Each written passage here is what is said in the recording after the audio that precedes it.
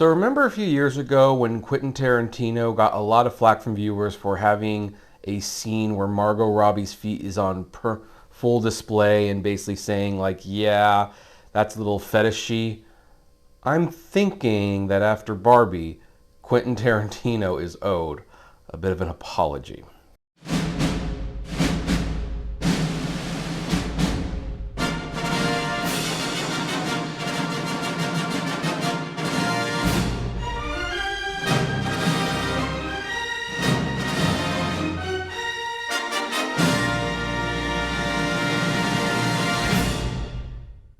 Hey everyone, this is Kevin T. Rodriguez, film critic of iCritic.net. Today we are reviewing Greta Gerwig's Barbie. This is a movie that is produced by Mattel and based on their, well, really popular doll. And as many of you, I am not necessarily the target audience for the Barbie doll. I mean, when I was a kid, I played with them with female friends. Barbie's just something that you're not able to escape. We all know Barbie. All know Ken. We probably even know her sister, Kelly. A movie for Barbie, at least in the theaters, has never actually materialized. There's been several TV shows. There's been many direct-to-video animated films of the property, but it never actually came to theaters, and Mattel decided they wanted to expand their IP into movies for reasons that you can find out about here. But right now we're just going to talk about the movie. So Barbie takes place in Barbie world, where everything looks like a toy and everything is super colorful. And as the narrator explains, these Barbies work the way real Barbies do. There's like no stairs in these houses because, you know, people who play with Barbies don't actually have the Barbies go down the stairs. They just take them off and they put them down there and everything is perfect.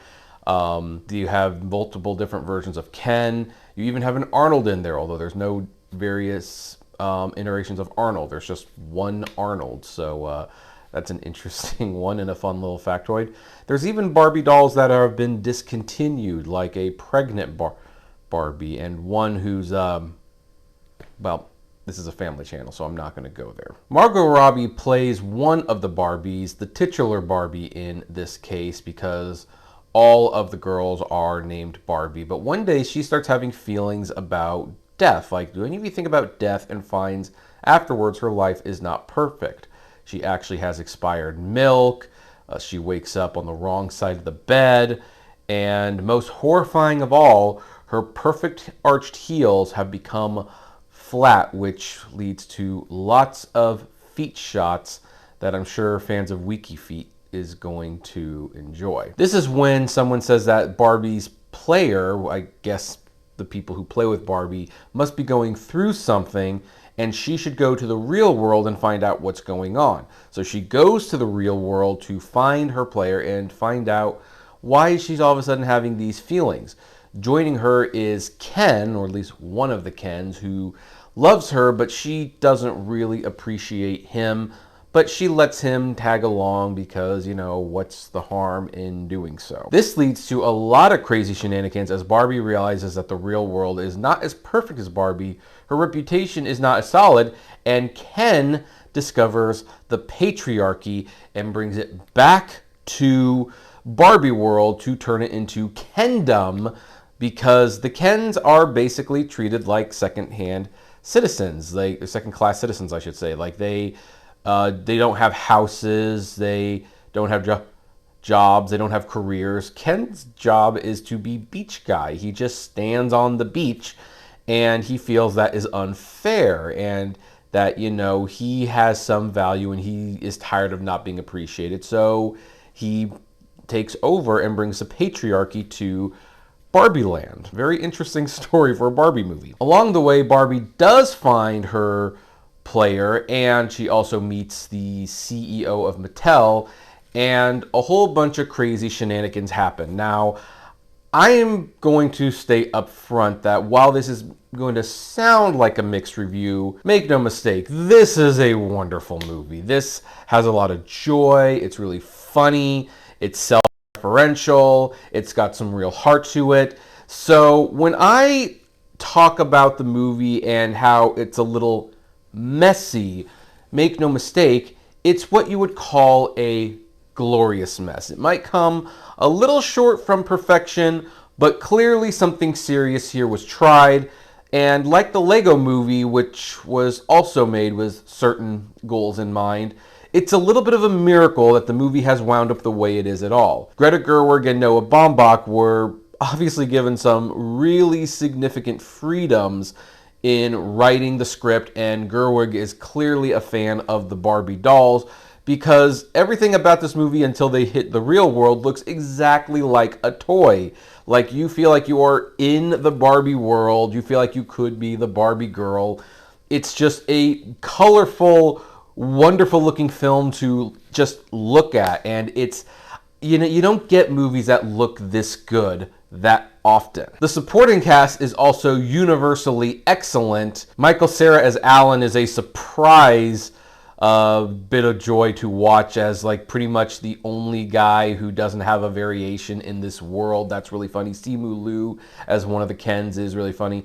Of course, the scene stealer in this is Ryan Gosling, who brings a depth to Ken that, Ken usually does not get. And it's even mentioned a few times, like even by the CEO of Mattel, who's played by Will Ferrell, also very good, I want to add, where the executives do not care about Ken because he's not the main product they sell. He's Barbie's sidekick, and Ken is looking for validation outside of just being someone who wants to love Barbie, especially since Barbie doesn't seem to love him back.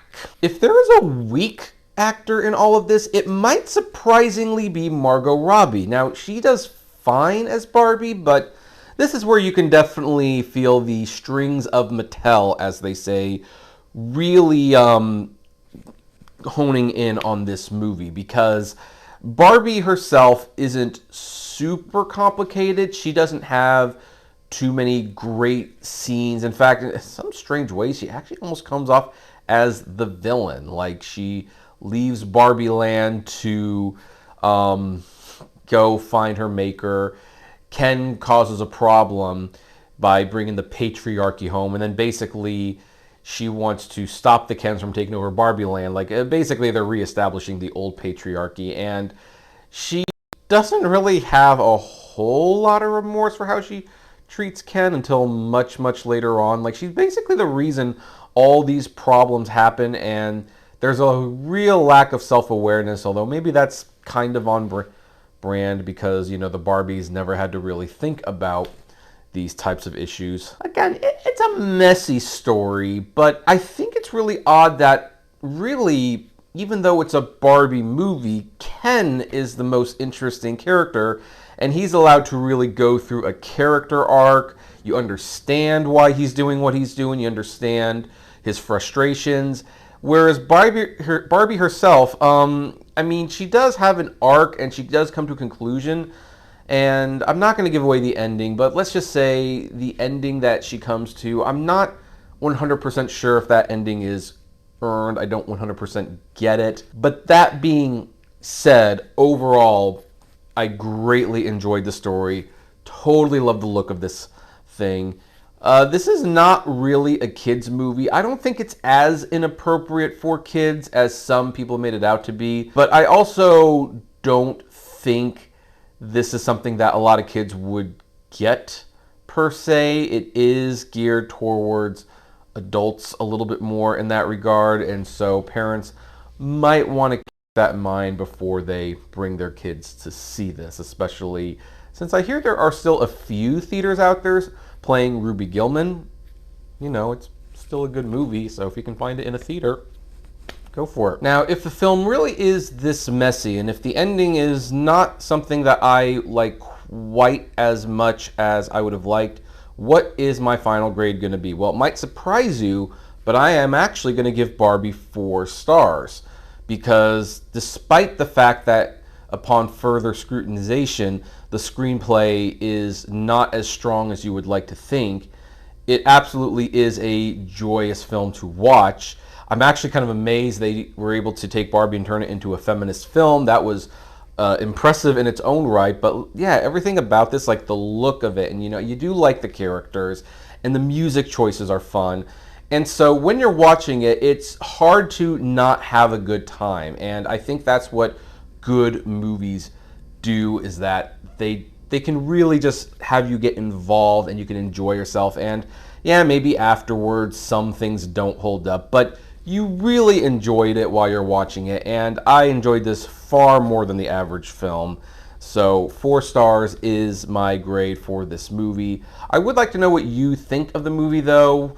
Do you think that Ken is the more interesting character, or do you disagree on that? I would really love to know what your thoughts on this movie are, and why you did or did not like it. So you know the drill. You can comment below, like, favorite, share, subscribe, and as always, flame responsibly. Have a good one.